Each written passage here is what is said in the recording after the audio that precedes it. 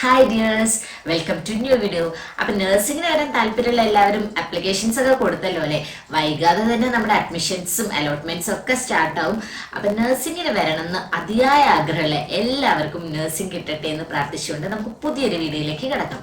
അപ്പൊ നഴ്സിംഗിന് നമ്മൾ വരുമ്പോൾ ഓട്ടോമാറ്റിക്കലി നമുക്ക് ഡൗട്ട് ഉണ്ടാകും. നമ്മൾ ഏത് കോഴ്സിന് പോവുകയാണെങ്കിൽ എന്തൊക്കെയായിരിക്കും കോഴ്സിന് പഠിക്കാനുണ്ടാവുക, സബ്ജക്ട്സ് എന്തൊക്കെയായിരിക്കും, ഈസി ആയിരിക്കുമോ എളുപ്പമായിരിക്കുമോ എന്നുള്ള കുറേ ഡൗട്ട്സ് ഞാൻ ഫസ്റ്റ് ഇയറിൽ പോകുമ്പോൾ എനിക്കും ഉണ്ടായിരുന്നു. പക്ഷെ അന്ന് ചോദിക്കാനോ പറയാനൊന്നും ആരും ഉണ്ടായിരുന്നില്ല. അപ്പൊ എൻ്റെ ഇപ്പൊ കുറെ കസിൻസ് ഒക്കെ പോകുന്നുണ്ട്, നഴ്സിംഗിന് പോകാൻ താല്പര്യമുണ്ട്. അപ്പൊ അവരൊക്കെ എന്നോട് ചോദിച്ചു, ചേച്ചി എന്തൊക്കെയാണ് സബ്ജക്ട്സ് ഒന്ന് പറഞ്ഞു തരുമോ എന്നൊക്കെ ചോദിച്ചപ്പം എന്താ പ്രശ്നം എന്ന് വെച്ചിട്ടുണ്ടെങ്കിൽ, ഞാൻ പഠിച്ച സമയത്ത് ഇയർ വൈസ് ആയിരുന്നു. എന്ന് വെച്ചിട്ടുണ്ടെങ്കിൽ സിലബസ് ആണെങ്കിലും എക്സാം ആണെങ്കിലും ഒക്കെ വർഷത്തിലായിരുന്നു. പക്ഷെ ഇപ്പൊ ലാസ്റ്റ് ഇയർ ഒക്കെ മുതൽ നമ്മുടെ സിലബസ് കംപ്ലീറ്റ്ലി ചേഞ്ച് ആക്കിയിട്ട് ഇപ്പൊ സെമസ്റ്റർ ആക്കിയിട്ടുണ്ട്.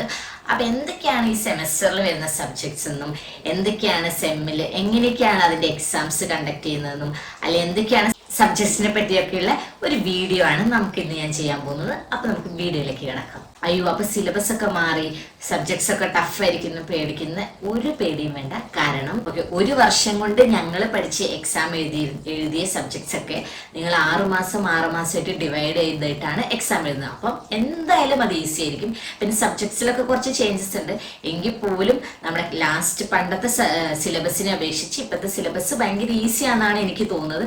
കാരണം അത് കണ്ടപ്പോൾ തന്നെ എന്റെ കണ്ണു തള്ളി. ദൈവമേ, ഇങ്ങനെയാണോ സിലബസ് എന്ന് ഓർത്തപ്പോ ഈ സമയത്തൊക്കെ പഠിച്ചിട്ടുണ്ടെങ്കിൽ ഓക്കെ കൊള്ളാം എന്നുള്ളൊരു തോന്നിയിട്ടുണ്ട്. കാരണം സംഭവം ഈസിയാണ്. ഞങ്ങൾക്ക് 10 സബ്ജക്റ്റ് ആയിരുന്നു ഫസ്റ്റ് ഇയറിൽ ഉണ്ടായിരുന്നത്. അതിപ്പോ ഡിവൈഡ് ചെയ്ത് സെമ്മിലേക്ക് മാറിയപ്പോൾ അതൊക്കെ ഞാൻ അതിലേക്ക് പറയാം, എത്ര സബ്ജക്ട്സ് ആയി എന്നുള്ളതൊക്കെ. 10 സബ്ജക്റ്റും നമുക്ക് ലാസ്റ്റ് കിട്ടുന്ന ഒരു സ്റ്റഡി ലീവിൽ പഠിച്ച് എക്സാം എഴുതി പാസ്സായി പോകുന്നവരായിരുന്നു മിക്കവരും.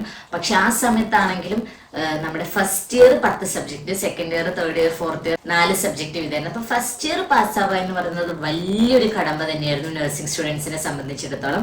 പക്ഷെ എനിക്ക് ഇപ്പോഴത്തെ സിലബസ് കണ്ടിട്ട് കുഴപ്പമില്ല. കാരണം ഞാൻ പഠിച്ച കോളേജിലെ മാഡംസിന്റെ ഒക്കെ സ്റ്റാറ്റസ് ഇടയ്ക്കിടയ്ക്ക് കാണാം. ഡിസ്റ്റിങ്ഷൻ 5 ഡിസ്റ്റിങ്ഷൻ 8 ഡിസ്റ്റിങ്ഷൻ എന്നൊക്കെ പറഞ്ഞിട്ട്. അപ്പൊ ഞാൻ ഞെട്ടി. കാരണം ഞങ്ങളുടെ സമയത്തൊക്കെ ഡിസ്റ്റിങ്ഷൻ എന്ന് പറഞ്ഞാൽ വിരലിൽ എണ്ണാവുന്നവർക്ക് 1-2 പേർക്ക് മാത്രം ഡിസ്റ്റിങ്ഷൻ. അതെന്ന് പറഞ്ഞാൽ അത്രയ്ക്ക് നമ്മൾ പറയില്ലേ പഠിപ്പിച്ചെന്ന് പറയില്ലേ, ഇരുന്ന് പഠിക്കുന്ന അവർക്ക് മാത്രം കിട്ടിക്കൊണ്ടിരുന്ന എന്താ പറയാ, അവർക്ക് മാത്രമുള്ള ഒന്നായിരുന്നു ഡിസ്റ്റിങ്ഷൻ. അപ്പൊ ഇപ്പൊ അതിൽ നിന്ന് മാറി ഇത്രയും പേർക്ക് ഡിസ്റ്റിങ്ഷൻ കിട്ടുന്നു എന്നൊക്കെ അറിയുമ്പോൾ തന്നെ മനസ്സിലാക്കാം എന്തോരം ആ എക്സാംസും എല്ലാം. എന്നുവെച്ചാൽ അവർക്ക് കിട്ടുന്നവര് പഠിപ്പിച്ചല്ലാഞ്ഞിട്ടൊന്നല്ല, പക്ഷെ എന്തോരം അത് ഈസി ആയെന്ന് നമുക്ക് മനസ്സിലാക്കാം. അപ്പൊ ആരും പേടിക്കണ്ട, നഴ്സിംഗിന് വരാൻ ആഗ്രഹിക്കുന്നവരൊന്നും പേടിക്കണ്ട. സംഭവം ഈസിയാണ്. പക്ഷെ ആദ്യത്തെ സിലബസ് വെച്ച് ഞാൻ പറയായിരുന്നെങ്കിൽ നഴ്സിംഗ് ഫസ്റ്റ് ഇയർ ഭയങ്കര ടഫായിരുന്നു. ഭയങ്കര ടഫ് തന്നെയാണ്, ഇപ്പോഴും അല്ല എന്നല്ല, പക്ഷെ ഭയങ്കര ടഫായിരുന്നു. ഞാൻ ഫസ്റ്റ് ഇയർ ആയിരുന്ന സമയത്ത് 40 സ്റ്റുഡൻസ് എക്സാം എഴുതിയപ്പം 15 പേരാണ് ഞങ്ങൾ പാസ്സായിരുന്നത്. ഞങ്ങളുടെ സീനിയേഴ്സ് ആണെങ്കിലും ജൂനിയേഴ്സിൽ കുറച്ചുകൂടെ പാസ്സായി. അപ്പൊ അതൊക്കെ പക്ഷെ എല്ലാവരും സെക്കൻഡ് ഇയറും തേർഡ് ഇയറും ഫോർത്ത് ഇയറും ക്ലിയർ ചെയ്തവരാണ്. പക്ഷെ നമുക്ക് അതുപോലെ ടഫായിരുന്നു ഫസ്റ്റ് ഇയർ എന്ന് പറയുന്നത്. ഞാൻ അതിനൊരു എക്സാമ്പിൾ ആയിട്ട് പറഞ്ഞതാണ്. അപ്പം പക്ഷെ ഇപ്പൊ അത് ഈസി ആയെന്നാണ് എൻ്റെ ഒരു വിശ്വാസം. സെക്കൻഡ് ഇയറിൽ മെഡിക്കൽ സർജിക്കൽ നഴ്സിംഗ് എന്ന് പറയുന്നതൊക്കെ ഞങ്ങളുടെ ഒരു മേഡം പറയായിരുന്നു, അത് കടലാണ്, മെഡിക്കൽ സർജിക്കൽ നഴ്സിംഗ് കടലാണ്, അത് നീന്തിക്കടന്നെത്താൻ നമുക്ക് ആർക്കും പറ്റില്ല. കാരണം നമ്മുടെ നാട്ടിൽ എപ്പോഴും അസുഖങ്ങൾ, ഡിസീസസ് ഇങ്ങനെ കൂടിക്കൊണ്ടേയിരിക്കണം. അപ്പൊ അതിനൊക്കെ ഡെയിലി പഠിക്കണം. അപ്പൊ ഒരിക്കലും നമുക്ക് ആ കടൽ നീന്തി കയറി എത്താൻ പറ്റില്ല എന്നാണ് പറയുന്നത്. അതാണ് നഴ്സിംഗ് എന്ന് പറയുന്നത്. അപ്പൊ നമുക്ക് നമ്മുടെ ടോപ്പിക്കിലേക്ക് കിടക്കാം. ഞാൻ ടോപ്പിക്കിൽ നിന്ന് അങ്ങ് പോയി, പഴയ നഴ്സിംഗ് ഓർമ്മകളിലേക്കൊക്കെ പോയി. അപ്പൊ നമുക്ക് എന്താണ് ഇപ്പൊ വന്ന ചേഞ്ചസ്, എന്തൊക്കെയാണ് സിലബസിലുള്ള മാറ്റങ്ങൾ എന്നൊക്കെ നോക്കാം. ഞാൻ പറഞ്ഞല്ലോ ഫസ്റ്റ് ഇയറിൽ ഞങ്ങൾക്ക് ഉണ്ടായിരുന്നത് 10 സബ്ജക്ട്സ് ആയിരുന്നു. ഫസ്റ്റ് ഇയർ എന്ന് പറഞ്ഞിട്ടുണ്ടെങ്കിൽ ഒരു വർഷം. ഈ ഫസ്റ്റ് ഇയറിനെ ഇപ്പം 2ആയിട്ട് ഡിവൈഡ് ചെയ്തു. എന്ന് വെച്ചാൽ ഫസ്റ്റ് സെമസ്റ്റർ, സെക്കൻഡ് സെമസ്റ്റർ. 6 മാസം, 5 മാസം തിയറി, പിന്നെ പ്രാക്ടിക്കൽസ്, അങ്ങനെ ഒരു 5 മാസം ഗ്യാപ്പിലാണ് വരുന്നത് എക്സാംസ് വരുന്നത്. അപ്പൊ നമുക്ക് എങ്ങനെയൊക്കെയാണ് അതിനെ ഡിവൈഡ് ചെയ്തേക്കണേന്നൊക്കെ നോക്കാം. നിങ്ങൾക്ക് എല്ലാവർക്കും ഡൗട്ട് ഉണ്ടാവും, ദൈവമേ എന്തൊക്കെയാണ് അവിടെ പോയിട്ട് പഠിക്കേണ്ടത്, എങ്ങനെയൊക്കെയായിരിക്കും പഠിക്കേണ്ടത് എന്നൊക്കെയുള്ള ഡൗട്ട് എല്ലാവർക്കും ഉണ്ട്. അപ്പൊ ഞാൻ എങ്ങനെയൊക്കെയാണെന്ന്, എന്തൊക്കെയാണ് ടോപ്പിക്സ് എന്നൊക്കെ പറഞ്ഞു തരാം. ഒരുപാട് വിശദീകരണത്തിലേക്ക് പോകുന്നില്ല, ജസ്റ്റ് ഒന്ന് നാരോ ആയിട്ട് പറയാം. 4 വർഷത്തെ BSc നഴ്സിംഗിനെ 8 സെമസ്റ്റർ ആയിട്ടാണ് ഡിവൈഡ് ചെയ്തേക്കണേ. എന്ന് പറയുമ്പോൾ ഒരു വർഷത്തെ 2 സെമ്മായിട്ട്, അങ്ങനെ ഓരോ വർഷത്തെ 2 സെമ്മായി ടോട്ടൽ 8 സെം എക്സാംസ് ആണ് നമുക്ക് വരുന്നത്. ഈ 8 സെമ്മിൽ ഓരോ സെമ്മും വരുന്നത് ഏകദേശം ഒരു 5 മന്ത് അല്ലെങ്കിൽ ഒരു 6 മന്ത് ഗ്യാപ്പിലാണ് ഓരോ സെമസ്റ്ററിനെ ഡിവൈഡ് ചെയ്തേക്കുന്നത്. അതിൻ്റെ ഇടയിൽ നമുക്ക് പ്രാക്ടിക്കൽസ് പ്ലസ് തിയറി, സെമസ്റ്ററിന്റെ ടൈം പീരീഡിൽ വരുന്നത് തിയറി ആൻഡ് പ്രാക്ടിക്കൽസ് ആണ്. അതുപോലെ തന്നെ നമുക്ക് തിയറിന്റെ സമയത്ത് കോളേജസിലാണെങ്കിലും നമുക്ക് foundations, nursing foundations lab available ആയിരിക്കും. ഈ ലാബുകളിൽ നമുക്ക് പ്രാക്ടിക്കൽസ് നമ്മൾ പ്രാക്ടീസ് ചെയ്തിട്ട് മാത്രമേ നമ്മൾ ക്ലിനിക്സിലേക്ക് കൊണ്ടുപോവുകയുള്ളൂ. നമുക്ക് എന്താ പറയുക, മാനിക്യൂൾ ഉണ്ടാകും, എന്നുവെച്ചാൽ നമ്മുടെ ഭാഷയിൽ പറഞ്ഞാൽ ഡമ്മി ഉണ്ടാകും. ഈ ഡമ്മീൻ്റെ മുകളിൽ നമുക്ക് കാനുലേഷൻ വരെ നമ്മൾ ഡമ്മീൻ്റെ മുകളിൽ പ്രാക്ടീസ് ചെയ്തിട്ട് മാത്രമേ നമ്മൾ ഹോസ്പിറ്റൽസിലേക്ക് കൊണ്ടുപോകുള്ളൂ. അതുകൊണ്ടൊന്നും അയ്യോ എനിക്ക് ടെൻഷനാണ്, എനിക്ക് സൂചി കുത്താൻ പേടിയാണ്, അങ്ങനെയൊന്നും ഓർത്ത് ടെൻഷൻ അടിക്കേണ്ട.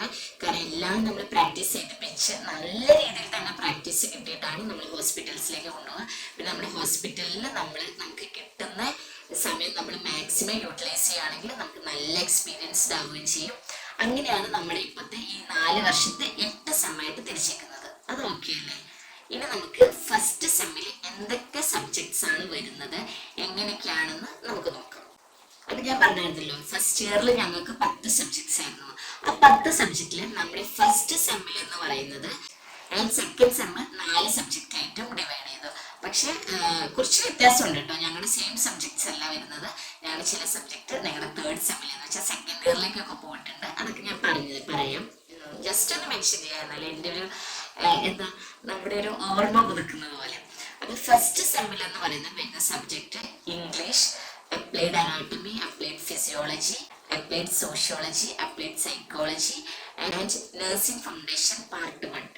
ഫൗണ്ടേഷൻസ് ഓഫ് നഴ്സിംഗ് എന്ന് പറയുന്നത് ഞങ്ങൾക്ക് ഇത്ര വലിപ്പമുള്ള ഒരു ടെക്സ്റ്റ് ബുക്ക് എന്ന് വെച്ചിട്ടുണ്ടെങ്കിൽ കോസിയർ, പോട്ടൻപെറി എന്നൊക്കെ പറഞ്ഞ കുറേ ടെക്സ്റ്റ് ബുക്സ് നമുക്ക് ഫൗണ്ടേഷൻ, അത് അത്രയും വലിയൊരു ടെക്സ്റ്റ് ബുക്ക് ആയിരുന്നു. അത്രയും പഠിക്കാനും ഉണ്ടായിരുന്നു. ആ നഴ്സിംഗ് ഫൗണ്ടേഷനെ 2 സെമ്മിലേക്ക് ഡിവൈഡ് ചെയ്തതെന്ന് വെച്ചാൽ നഴ്സിംഗ് ഫൗണ്ടേഷൻ 1, നഴ്സിംഗ് ഫൗണ്ടേഷൻ 2. അപ്പോൾ നമ്മുടെ ഫസ്റ്റ് സെമ്മിൽ വരുന്നത് 6 സബ്ജക്ട്സ് ആണ് വരുന്നത്.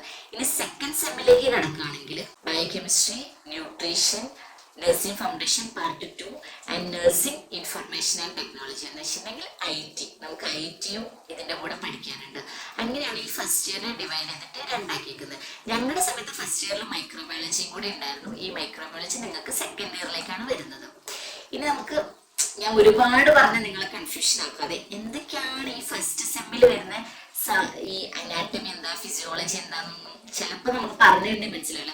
അയ്യോ അത് കേട്ട് ചിലപ്പോൾ എല്ലാവർക്കും ടെൻഷൻ ഉദയവുമ്പോൾ എന്താ അനാട്ടമി ഫിസിയോളജി എന്നൊക്കെ പറഞ്ഞിട്ട്. അപ്പം ഞാൻ ജസ്റ്റ് അത് എന്താണെന്ന് പറയാം.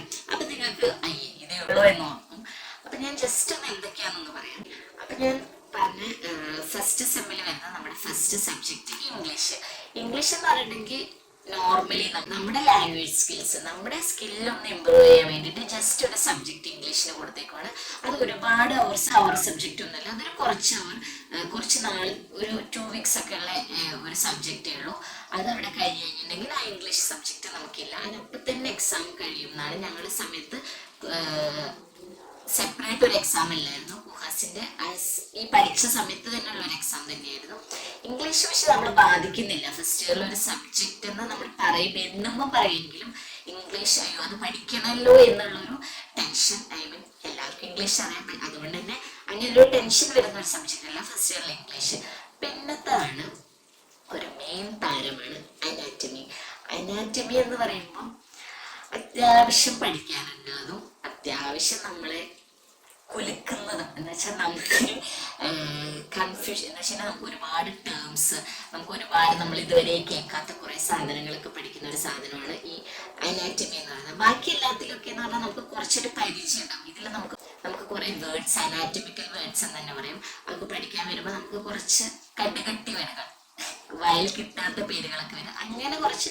പക്ഷെ നമുക്ക് തറവായി കഴിഞ്ഞിട്ടുണ്ടെങ്കിൽ, നമുക്കത് യൂസ്ഡ് ആയി കഴിഞ്ഞിട്ടുണ്ടെങ്കിൽ അത് നമുക്ക് ഈസി ആവുന്നൊരു സബ്ജക്റ്റാണ് അനാറ്റമി എന്ന് പറയുന്നത്. കാരണം അനാറ്റമി എന്ന് പറയുന്നത് നമ്മുടെ ഹ്യൂമൻ ബോഡിയിലെ സാധനങ്ങൾ എന്ന് വെച്ചിട്ടുണ്ടെങ്കിൽ നമ്മുടെ ബോൺസ്, നമ്മുടെ ഓർഗൻസ്, അതിനൊക്കെ പറ്റി പഠിക്കുന്ന, എവിടേക്കാണത്, എന്തൊക്കെയാണത്, എന്തുകൊണ്ടൊക്കെയാണ് ഇത് ഉണ്ടാക്കിയേക്കണത്, ഓർഗൻസ് എങ്ങനെയൊക്കെയാണ്, എവിടേക്കാണ് സിറ്റുവേറ്റ് ചെയ്യുന്നത്, നമ്മളോടൊപ്പം ഹാർട്ട് എവിടെയെന്ന് വെച്ചാൽ നമ്മൾ ഇവിടെ എന്ന് പറയും. അങ്ങനെ പറയാതെ നമുക്ക് നമ്മൾ മെഡിക്കൽ പ്രൊഫഷൻസ് ആണ്, അപ്പം നമുക്കത് എവിടേക്കാണ് പൊസിഷൻസ്, എന്തൊക്കെയാണ് അത്, പിന്നെ അതിനുണ്ടാകുന്ന ചേഞ്ചസ് എന്തൊക്കെയാണ്, അതെങ്ങനെയൊക്കെയാണ്, അതിനെ പറ്റിയൊക്കെ പഠിക്കുന്നതാണ് അനാറ്റമി എന്ന് പറഞ്ഞാൽ. എന്ന് വെച്ചാൽ കോമൺ ആയിട്ട് പറയുകയാണെങ്കിൽ നമ്മൾ ഓരോ സാധനങ്ങൾ എവിടേക്കാണുള്ളത്, എന്തൊക്കെയാണ്, എന്തുകൊണ്ടൊക്കെയാണ് അത് ഉണ്ടാക്കിയേക്കുന്നത്, ബോൺസ് എന്തൊക്കെയാണ്, എങ്ങനെയൊക്കെയാണ് എന്നൊക്കെ പഠിക്കുന്ന സാധനമാണ് അനാറ്റമി. നമ്മൾ ലാബിൽ കണ്ടിട്ടില്ലേ മറ്റേ അസ്ഥിക്കൂടം വെച്ചിട്ടുള്ള പരിപാടി, അതൊക്കെ പഠിക്കുന്ന സാധനമാണ് ഈ അനാറ്റമി എന്ന് പറയുന്നത്. അപ്പൊ അത്രയേ ഉള്ളൂ അനാറ്റമി. ഇനി സെക്കൻഡ് ആണ് ഫിസിയോളജി. ഫിസിയോളജി എന്ന് പറഞ്ഞാൽ നമ്മളിപ്പോൾ ഓൾറെഡി അനാറ്റമിയിൽ എന്താ പഠിച്ചിരിക്കുന്നത്, ഇത് എവിടേക്കാണുള്ളത്, ലങ്സ് എവിടെയാണുള്ളത്, ഹാർട്ട് എവിടെയാണുള്ളത്, ഇങ്ങനത്തെ കുറെ കാര്യങ്ങളൊക്കെ പഠിച്ചില്ലേ അനാറ്റമിയിൽ. ഫിസിയോളജിയിൽ വരുമ്പോൾ എന്തൊക്കെയാണ് അതിന്റെ ഫങ്ഷൻസ്, എങ്ങനെയാണ് അത് ഫങ്ഷൻ ചെയ്യുന്നത് എന്ന് വേണ്ട സാധനങ്ങളാണ് ഫിസിയോളജിയിൽ പഠിക്കുന്നത്. എന്ന് പറയുമ്പോൾ ഫങ്ഷൻസ് ഓഫ് ഓർഗൻ സിസ്റ്റം, എന്തെങ്കിലും ഓൾട്ടറേറ്റ്. നമുക്ക് എപ്പോഴും നോർമൽ മാത്രം പഠിച്ചാൽ പോരല്ലോ, കാരണം നമുക്ക് എപ്പോഴും ഉണ്ടാകുന്ന നോർമൽ ആൾക്കാരായിരിക്കില്ല. നമുക്ക് രോഗികൾ എന്ന് പറയുമ്പോൾ നോർമലിൽ നിന്ന് ഒരു വ്യത്യാസം, മീൻസ് എന്തെങ്കിലും ചേഞ്ചസ് ആകുമ്പോഴുള്ള രോഗികൾ വരിക, പേഷ്യൻസ് ഉണ്ടാവുക. അപ്പൊ നമുക്ക് ഓൾട്രേഷൻസ്, ആ സാധനങ്ങൾ എന്തൊക്കെയാണ് നമ്മുടെ ഓർഗൻ സിസ്റ്റത്തിലുള്ള ഓൾട്രേഷൻസും നോർമലും പഠിക്കും, അതിൻ്റെ അകത്തുള്ള ഓൾട്രേഷൻസും പഠിക്കും. അപ്പൊ ഇതിന്റെ ഫങ്ഷൻസ് ഒക്കെ പഠിക്കുന്നതാണ് ഫിസിയോളജി. ഇപ്പൊ ഫോർ എക്സാമ്പിൾ പറയുകയാണെങ്കിൽ അനാറ്റമിയിൽ നമ്മൾ ലങ്സ് എവിടെ സ്ഥിതി ചെയ്യുന്നു, എന്തൊക്കെയാണ് ലങ്സ്, എന്തുകൊണ്ടൊക്കെയാണ് ലങ്സ് ഉണ്ടാക്കിയിരിക്കുന്നതെന്ന് അനാറ്റമിയിൽ പഠിക്കുമ്പോൾ എന്തൊക്കെയാണ് അതിന്റെ ലേസ്, അങ്ങനെയൊക്കെ പഠിക്കുമ്പോൾ ഫിസിയോളജിയിൽ എങ്ങനെയാണ് ലങ്സ് പ്രവർത്തിക്കുന്നത്, മീൻസ് റെസ്പിറേഷൻ ആണല്ലോ, റെസ്പിറേറ്ററി സിസ്റ്റം, എങ്ങനെയൊക്കെയാണ് റെസ്പിറേഷൻ, അതൊക്കെ പഠിക്കുന്നത്. അപ്പൊ നിങ്ങൾക്ക് മനസ്സിലായില്ലേ, ഒന്ന് പഠിക്കുന്നത് എവിടേക്കാണ് എന്തൊക്കെയാണ്, മറ്റേത് അതിന്റെ ഫങ്ഷൻസ്. സംഭവമൊക്കെ കണക്റ്റഡ് ആണ്. അത് നമുക്ക് ഇഷ്ടപ്പെട്ട് പഠിച്ചാൽ ഇഷ്ടപ്പെട്ട് നമുക്ക് നേടാം. കഷ്ടപ്പെട്ട് പഠിക്കരുത്, കാരണം നഴ്സിംഗ് കഷ്ടപ്പെട്ട് പഠിക്കുകയാണെങ്കിൽ കുറച്ച് ബുദ്ധിമുട്ടുള്ള സബ്ജക്ട്സ് തന്നെയാണ്. പക്ഷെ നമ്മൾ ഇഷ്ടപ്പെട്ട് പഠിക്കുകയാണെങ്കിൽ എനിക്ക് തോന്നുന്നു എല്ലാ വർഷവും നമുക്ക് പാസ്സാവാൻ പറ്റുന്ന ഒരു സബ്ജക്ട്സ് അല്ലെങ്കിൽ നമുക്ക് പാസ്സാവാൻ പറ്റുന്ന ഒരു ടോപ്പിക്സ് തന്നെയാണ് നഴ്സിംഗിൽ വരുന്നത്. അല്ലാതെ കാരണം ഞങ്ങൾക്ക് പറഞ്ഞല്ലോ ലാസ്റ്റ് ഇയർ, ഐ മീൻ എക്സാമിന്റെ സമയത്ത് ഈ 10 സബ്ജക്റ്റും ലാസ്റ്റ് നമ്മുടെ സ്റ്റഡി ലീവിന്റെ സമയത്തൊക്കെ പഠിച്ച് പാസ്സാകുന്നത്. നമ്മൾ കഷ്ടപ്പെടാതെ കഷ്ടപ്പെട്ട് പഠിക്കും, അപ്പം നമ്മൾ അങ്ങനെ പാസ്സാവുന്നതാണ്. പിന്നെ പഠിക്കുന്ന സമയത്ത് നല്ല വൃത്തിയായിട്ട് പഠിക്കുക, അങ്ങനെയാകുമ്പോൾ. കാരണം ഇതെല്ലാം നമുക്ക് വേറൊരു ഡിഗ്രി സ്റ്റുഡൻസോ അല്ലെങ്കിൽ വേറെ എന്തെങ്കിലും സ്റ്റുഡൻസ് പഠിക്കുന്ന പോലെയല്ല. നമുക്കിത് പഠിച്ചാൽ ഉപേക്ഷിച്ച് പോരാൻ പറ്റുന്ന ഒരു സാധനമല്ല. നമുക്ക് പഠിച്ച് നമ്മളിനി ജോലി ചെയ്യാൻ നേഴ്സായിട്ട് വർക്ക് ചെയ്യുകയാണെങ്കിൽ നമുക്ക് ജീവിതകാലം മൊത്തം വേണ്ട സാധനങ്ങളാണ് നമ്മൾ ഈ പഠിക്കുന്നത്. അപ്പൊ പഠിക്കുന്നത് മനസ്സിലാക്കി പഠിക്കുക, അത്രേ ഉള്ളൂ. ഇനി അനാറ്റമി കഴിഞ്ഞു ഫിസിയോളജി, ഇംഗ്ലീഷ് കഴിഞ്ഞു അനാറ്റമി കഴിഞ്ഞു ഫിസിയോളജി കഴിഞ്ഞു. ഇനി അടുത്തതെന്ന് പറയുന്നത് സോഷ്യോളജി ആൻഡ് സൈക്കോളജി. കുറച്ച് മുന്നേ ഞാൻ പറഞ്ഞു നമുക്ക് ലൈഫ് മീൻസ് നമ്മൾ നേഴ്സായിട്ട് വർക്ക് ചെയ്യുകയാണെങ്കിൽ നമുക്ക് ഫുൾ വേണ്ട ഒരു സാധനമാണ് ഈ അനാറ്റമി ഫിസിയോളജി കാര്യങ്ങളൊക്കെ. പക്ഷെ എനിക്കിപ്പോഴും മനസ്സിലായിട്ടില്ല എന്തിനാണ് സോഷ്യോളജി. ഓക്കെ, സോഷ്യോളജി എന്ന് പറയുമ്പോൾ നമുക്ക് എങ്ങനെയൊക്കെ നമുക്ക് സോഷ്യോളജി ആണെങ്കിലും സൈക്കോളജി ആണെങ്കിലും നമുക്ക് ബാക്കി പീപ്പിൾസിനോട്, ആൾക്കാരോട് എങ്ങനെ പെരുമാറാം, എന്തൊക്കെയാണ് ഫാമിലി. സോഷ്യോളജിയിൽ പഠിക്കുന്ന ഫാമിലി, മാരേജ്, സോഷ്യൽ ഗ്രൂപ്പ്സ്, അങ്ങനത്തെ കാര്യങ്ങളൊക്കെ.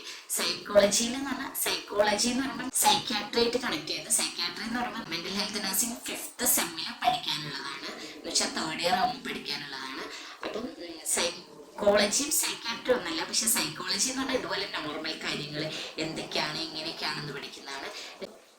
സോഷ്യോളജി അതുകൊണ്ട് എനിക്ക് ഇപ്പോഴും ഒരു ക്വസ്റ്റ്യൻ മാർക്കാണ്, നമുക്ക് വേണോ വേണ്ടേ. ഇപ്പം ഞാനത് പറയുമ്പം ചിലപ്പോൾ എൻ്റെ മാഡംസ് ഒക്കെ എന്നെ തല്ലുമായിരിക്കും, പക്ഷെ എനിക്കറിയില്ല, എനിക്ക് ഇപ്പോഴും അതൊരു ക്വസ്റ്റ്യൻ മാർക്കായിട്ട് നിൽക്കുവാണ് സോഷ്യോളജി. പക്ഷെ അത് പഠിക്കണം, കാരണം നമ്മുടെ സിലബസിലുള്ള സ്ഥിതിക്ക് എന്തായാലും അവിടെ പഠിച്ചേ പറ്റുള്ളൂ. സൈക്കോളജി വിഷയം എനിക്കിഷ്ടമാണ്. സൈക്കോളജി നമുക്ക് ഓരോരുത്തരുടെ ബിഹേവിയർ അസസ്മെന്റ്, ഇപ്പൊ സൈക്കാട്രി പഠിക്കണമെങ്കിൽ അതിന്റെ ബേസ് ആയിട്ട് ഈ സൈക്കോളജി എന്തായാലും പഠിച്ചിരിക്കണം. സൈക്കോളജിസ്റ്റ് എന്നൊക്കെ കേട്ടില്ലേ, അവര് ഫുൾ പഠിക്കുന്നത് നമ്മൾ ഒരു ടോപ്പിക്കായിട്ട്, ഒരു സിലബസ്, ഒരു സബ്ജക്റ്റ് ആയിട്ട് പഠിക്കുകയാണ്. അങ്ങനെയാണ് സൈക്യാട്രി. നമുക്ക് അവരുടെ അസസ്മെന്റ് ചെയ്യാനും അവരുടെ മെന്റൽ ഹെൽത്ത് നോക്കാനും അങ്ങനത്തെ കുറച്ച് കാര്യങ്ങളാണ് ഈ സൈക്യാട്രിയിൽ പഠിക്കുന്നത്. പിന്നെ കുറേ തിയറീസ്, അങ്ങനത്തെ കുറച്ച് കാര്യങ്ങളാണ് ഫസ്റ്റ് ഇയർ സൈക്കോളജിയിൽ നമ്മൾ പഠിക്കുന്നത്. അടുത്തതാണ് നമ്മുടെ മെയിൻ ടോപ്പിക് എന്ന് വെച്ചിട്ടുണ്ടെങ്കിൽ നഴ്സിംഗിന്റെ തന്നെ കോർ സബ്ജക്റ്റ് എന്ന് തന്നെ നമുക്ക് പറയാം. Nursing foundation part 1. ഈ നഴ്സിംഗ് ഫൗണ്ടേഷനിലാണ് നമ്മുടെ പ്രാക്ടിക്കൽസും നേരത്തെ ഞാൻ പറഞ്ഞില്ലേ നമ്മൾ ഡമ്മി മാനിക്യൂറിൽ പോയിട്ട് പഠിക്കുന്ന അതൊക്കെ വരുന്നത് ഈ നഴ്സിംഗ് ഫൗണ്ടേഷനിലാണ്. എല്ലാം നമ്മൾ ഹോസ്പിറ്റൽസിൽ പോയിട്ട് ചെയ്യുന്ന നമ്മൾ സൂചി കുത്തുന്നതായാലും ക്യാനൽ ഇടുന്നതായാലും ബ്ലഡ് എടുക്കുന്നതായാലും എന്തിനു പറയുന്നു നമ്മൾ ബെഡ്ഷീറ്റ് വിരിക്കുന്നത് മുതൽ അങ്ങ് മേലെ എമർജൻസി ആക്ഷൻ എന്ന് വെച്ചിട്ടുണ്ടെങ്കിൽ നമ്മൾ വെന്റിലേറ്ററിലേക്ക് വേണ്ടിയുള്ള ട്യൂബ് ഇടുന്നത് വരെ നമ്മൾക്ക് ഉള്ളത് ഈ നഴ്സിംഗ് ഫൗണ്ടേഷനിലാണ്. ഒരുപാട് ടോപ്പിക്സ് നമുക്ക് കവർ ചെയ്യുന്നതും നമുക്ക് ആവശ്യമുള്ളതും നമുക്ക് ഞാൻ വീണ്ടും പറയാണ്, നഴ്സുമാർക്ക് പ്രാക്ടിക്കൽ ഓറിയന്റഡ് നമ്മൾ ഹോസ്പിറ്റൽ സെറ്റിങ്സിൽ പോവുകയാണെങ്കിലും നമുക്ക് ഏറ്റവും ഇമ്പോർട്ടൻ്റ് ആയിട്ടുള്ള ഒരു സബ്ജക്റ്റാണ് ഈ നഴ്സിംഗ് ഫൗണ്ടേഷൻ എന്ന് പറയുന്നത്. ഓക്കെ, ഈ നഴ്സിംഗ് ഫൗണ്ടേഷൻ്റെ അകത്ത് വരുന്നത് മെയിനായിട്ട് നമ്മുടെ പ്രൊസീജിയേഴ്സ്, ഒരുപാട് പ്രൊസീജിയേഴ്സ് നമുക്ക് പഠിക്കാനുണ്ട്. നിങ്ങളിപ്പോൾ ഹോസ്പിറ്റലിൽ പോകുമ്പോൾ കാണുമല്ലോ നഴ്സുമാർ ചെയ്യുന്ന ഒരുപാട് ബ്ലഡ് എടുക്കലും നമ്മൾ കാണുമ്പോൾ ഇഞ്ചെക്ഷൻസ് കൊടുക്കലും ബ്ലഡ് എടുക്കലും അങ്ങനത്തെ മാത്രമല്ല വേറെ ഒരുപാട് പ്രൊസീജിയേഴ്സ് ഉണ്ട്. അങ്ങനത്തെ എല്ലാ പ്രൊസീജിയേഴ്സ് പഠിക്കുന്നതും ബേസിക് നഴ്സിംഗ് സ്കിൽസ്. പക്ഷെ ഏറ്റവും ഇമ്പോർട്ടൻ്റ് ആയിട്ട് നമുക്ക് നഴ്സിംഗിൽ പഠിക്കേണ്ട ഒരു ടോപ്പിക്ക് വരുന്നത് ഈ ഫസ്റ്റ് ഇയറിലെ നഴ്സിംഗ് ഫൗണ്ടേഷനിലാണ്. അത് നമുക്ക് ഈ പേര് പറയുമ്പോൾ തന്നെ മനസ്സിലാവുമല്ലോ. കാരണം അതുകൊണ്ടാണ് നഴ്സിംഗിന്റെ ഫണ്ടമെന്റൽസ് എന്ന് വെച്ചാൽ ഫണ്ടമെന്റൽസ് ഓഫ് നഴ്സിംഗ് അല്ലെങ്കിൽ ഫൗണ്ടേഷൻസ് ഓഫ് നഴ്സിംഗ് എന്നാണ് ഈ സബ്ജക്റ്റിന്റെ പേര് വരുന്നത്. അതും ഏറ്റവും ഇമ്പോർട്ടൻ്റ് ആയിട്ട് പക്ഷെ നമുക്ക് ഒരുപാട് ഉള്ളത് കൊണ്ട് നമുക്ക് കുറച്ചുകൂടെ ഈസി ആണെന്ന് വെച്ചാൽ പഠിക്കാൻ ഈസിയാണ്. പക്ഷെ കുറച്ച് സബ്ജക്റ്റ് ഇങ്ങനെ ഇലാബറേറ്റ് ചെയ്ത് കിടക്കുന്നതുകൊണ്ട് കുറച്ച് പഠനം. പക്ഷെ നിങ്ങൾക്ക് അത് പാർട്ട് 1 പാർട്ട് 2 ആയിട്ടാണ് വരുന്നത് കൊണ്ട് ഭയങ്കര ഈസി ആയിരിക്കും. കാരണം പാർട്ട് 1 എന്തായാലും ഇത്ര സബ്ജക്റ്റ് ഒന്നും ഉണ്ടാവുമല്ലോ. ഞങ്ങൾ ഇത്രയെന്ന് പഠിച്ച് അത് വെട്ടിച്ചുരുക്കി ഇത്ര, അപ്പൊ ഇത്രയും നിങ്ങൾക്ക് എക്സാമിന് പഠിച്ചാൽ മതി. അപ്പൊ എന്തായാലും അത് ഈസി ആയിരിക്കും, ഈസി ആവണം എന്നാണ് ഞാൻ വിചാരിക്കുന്നത്. പക്ഷെ എനിക്ക് തോന്നുന്നു മാഡംസിനൊക്കെ കുറച്ചുകൂടെ ബുദ്ധിമുട്ടാകുന്നുണ്ടാകും. മാഡംസിനൊക്കെ കുറച്ചുകൂടെ ഓവർ പ്രഷർ വരുന്ന ഒരു സംഭവമായിരിക്കാം. കാരണം ഈ എക്സാംസ് ആയാലും ഇങ്ങനെയൊക്കെ ആയെങ്കിലും പക്ഷെ സ്റ്റുഡൻസിനെ വെച്ച് നോക്കുമ്പോൾ കുറച്ചുകൂടെ നമ്മുടെ ടോപ്പിക്സ് ഈസി ആവുന്നില്ല. പക്ഷെ പഠിക്കേണ്ട കണ്ടന്റ് കുറയുന്നത് കൊണ്ട് നമുക്ക് ഓട്ടോമാറ്റിക്കലി പഠിക്കേണ്ടത് ഈസി ആവുമല്ലോ. അപ്പം ഇനി നമുക്ക് ഈ ഫൗണ്ടേഷൻസ് ഓഫ് നഴ്സിംഗിന് ലാബുകൾ ഹോസ്പിറ്റൽസിൽ നമ്മുടെ കോളേജസിൽ അവൈലബിൾ ആണ്. അപ്പൊ ലാബിൽ വന്ന് നമുക്ക് എല്ലാം പ്രാക്ടീസ് ചെയ്തിട്ട് മാത്രമേ നമ്മൾ ഹോസ്പിറ്റലിലേക്ക് വിടുള്ളൂ. ഈ തിയറി ബേസിസിലാണ് നമ്മുടെ ലാബും വരുന്നത്. ഇത് കഴിഞ്ഞിട്ടാണ് നമ്മൾ പ്രാക്ടിക്കൽസിൽ പോകുന്നത്. അപ്പം നമ്മുടെ ഈ ഫസ്റ്റ് സെം സെക്കൻഡ് സെം എല്ലാം കൂടെ നമ്മുടെ ഹോസ്പിറ്റൽ പ്രാക്ടിക്കൽസ് വരുന്നത് എന്ന് വെച്ചാൽ നമ്മൾ ഹോസ്പിറ്റലിൽ പോയിട്ട് തിയറി പ്രാക്ടിക്കൽ സെക്ഷൻസ് വരുന്നത് ഏകദേശം ഒരു 10 വീക്സ് ആണ്. എന്ന് വെച്ചാൽ ഏകദേശം ഒരു 2.5 2.5 മാസം എന്ന് പറയാം. അത്രയും നമുക്ക് പ്രാക്ടിക്കൽസ് വരുന്നുണ്ട്. അപ്പം ഇനി ഞാൻ സെക്കൻഡ് സെമ്മിലേക്ക് കൂടെ കടന്നിട്ടുണ്ട്. എനിക്ക് തോന്നുന്നു നിങ്ങൾക്ക് ഭയങ്കരമായിട്ട് കൺഫ്യൂഷൻ ആവും. അപ്പൊ നിങ്ങൾക്ക് ഇനി സെക്കൻഡ് സെമ്മിലെ വീഡിയോ വേണം എന്നൊക്കെ ആഗ്രഹം ഉണ്ടെങ്കിൽ കമന്റ് ചെയ്യാം. ഞാൻ പറയാം എന്തൊക്കെയാണ് സിലബസ്, എന്തൊക്കെയാണ് ഇതുപോലെ എനിക്ക് അറിയാവുന്ന രീതിയിൽ ഞാൻ പറഞ്ഞു തരാം. അപ്പം എന്തെങ്കിലും ഇതുമായിട്ട് ബന്ധപ്പെട്ട റിലേറ്റഡ് ആയിട്ടുള്ള ഡൗട്ട്സോ അങ്ങനെ എന്തെങ്കിലും ഉണ്ടെങ്കിൽ കമന്റിൽ വരാം, അല്ലെങ്കിൽ എനിക്ക് പേഴ്സണലി മെസ്സേജ് അയക്കാം. എനിക്ക് അറിയാവുന്ന രീതിയിലൊക്കെ ഞാൻ പറയാം. പിന്നെ നിങ്ങൾക്ക് ടെക്സ്റ്റ് ബുക്സ്, അപ്പൊ ഏതൊക്കെ ടെക്സ്റ്റ് ബുക്സ് ആണ് നിങ്ങൾ റെഫർ ചെയ്യേണ്ടത്, ഏതൊക്കെ ടെക്സ്റ്റ് ബുക്ക് നോക്കിയിട്ടാണ് നമുക്കിത് പഠിക്കാൻ ഈസി, അങ്ങനത്തെ ഇപ്പൊ സിലബസ് മാറിയെന്ന് വെച്ചിട്ട് ടെക്സ്റ്റ് ബുക്സ് ഒക്കെ അതുപോലെ തന്നെയൊക്കെ ആയിരിക്കും. കാരണം കുറേ text books foundations of nursing anatomy physiology ഒക്കെ ഒരുപാട് ടെക്സ്റ്റ് ബുക്സ് നമുക്ക് മാർക്കറ്റിൽ അവൈലബിൾ ആണ്. അപ്പൊ പക്ഷെ ഏത് പഠിച്ചാലാണ് ഏതാണ് കുറച്ചുകൂടി ഈസി, നമുക്ക് കുറച്ചുകൂടെ വായിച്ചിട്ടുണ്ടെങ്കിൽ കുറച്ചുകൂടെ മനസ്സിലാവുന്ന അങ്ങനത്തെ ടെക്സ്റ്റ് ബുക്സ് ഒക്കെ ഒരുപാട് റെഫറൻസ് നോക്കാൻ വേണ്ടിയിട്ട് നിങ്ങൾക്ക് വേണമെങ്കിൽ ചോദിക്കാം. ഞാൻ അതിന് വേണ്ടിയിട്ട് ഒരു വീഡിയോ ഇടാം. ഇനി second sem, third sem, fourth sem അങ്ങനെ 8 സെം ഉണ്ട്. 8 സെം വരെ പോയില്ലെങ്കിലും സെക്കൻഡ് സെമ്മിനെ പറ്റി റിലേറ്റഡ് ആയിട്ടുള്ള വീഡിയോസ് വേണമെന്നുണ്ടെങ്കിൽ കമന്റ് ചെയ്യാം കേട്ടോ, ഞാൻ വീഡിയോസ് ഇടാം. അപ്പം ഇതിൽ പ്രത്യേകിച്ച് വേറെ ഡൗട്ടൊന്നും ഇല്ലാന്ന് വിചാരിക്കുന്നു. അപ്പം നഴ്സിംഗിന് വരാൻ ആഗ്രഹമുള്ള എല്ലാവർക്കും ഈ വർഷത്തെ നഴ്സിംഗ് 2024 നഴ്സിംഗിന് അഡ്മിഷൻ കിട്ടട്ടെ എന്ന് പ്രാർത്ഥിക്കുന്നു. അപ്പം ഇനിയും ഇതുപോലെയുള്ള വീഡിയോസ് വേണമെങ്കിൽ എൻ്റെ ചാനൽ ലൈക്ക് ചെയ്യുക, ഷെയർ ചെയ്യുക, സബ്സ്ക്രൈബ് ചെയ്യുക, ആ ബെൽ ബട്ടണും കൂടെ ഒന്ന് എനേബിൾ ചെയ്യുക. അപ്പം thank you from here. It's Amina Sangeeth. By.